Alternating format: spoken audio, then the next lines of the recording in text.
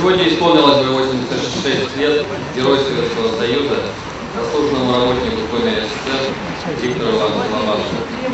Виктор Иванович прожил яркую, очень насыщенную жизнь. Своим примером он показал, как не только на фронте, но и в мирной трудовой жизни нужно вести себя настоящему человеку. Виктор Иванович делился своим опытом с молодым поколением, вел активную работу по патриотическому воспитанию молодежи. И он навсегда останется для нас примером яркой и героической жизни. Виктор Иванович Лобанов, последний из Героев Советского Союза, живший в Сыктывкаре. Человек, чью мы помним, знаем, мы гордимся тем, что он жил рядом с нами. Это действительно был живой пример, который все, что мог, всю свою жизнь отдавал, бескорыстно отдавал служение Родине, любимой республике, любимому роду. Сегодня мы делаем воистину святое дело.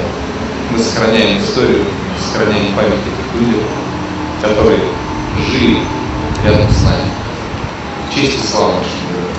Виктор Иванович как-то рассказывал мне, я видел не один раз, о том, что, уходя в студеную воду великой украинской реки Днепр, он не думал о смерти.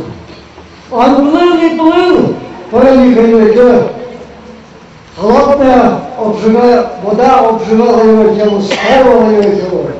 Но он думал только о выполнении боевого задания, о том, чтобы идти, плыть вперед, туда, на правый берег, где на захваченном пятачке, захвачен нашими войсками, сражался батальон смертельной схватки со зрелыми гитлеровцами.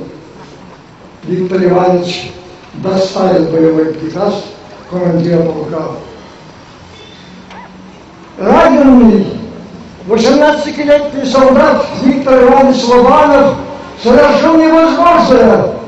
Он еще раз переплыл великую реку Днепр и доставил на пятачок рацию, так нужную для батальона.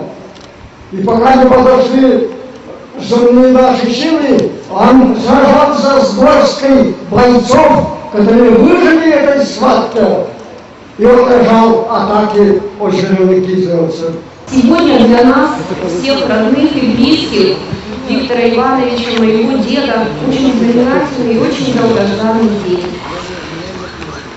Мы очень рады, что сегодня, в день его рождения, состоялось открытие этой мемориальной доски, что память о нем, о человеке, который всю свою жизнь прожил, проработал в республике, и который очень любил свою республику, свою родину, до сих пор жива. Хочется сказать огромное спасибо правительству Республики Коми, Совету ветеранов города Сыктывкара и всем людям, которые принимали участие в установлении этой памятной доски.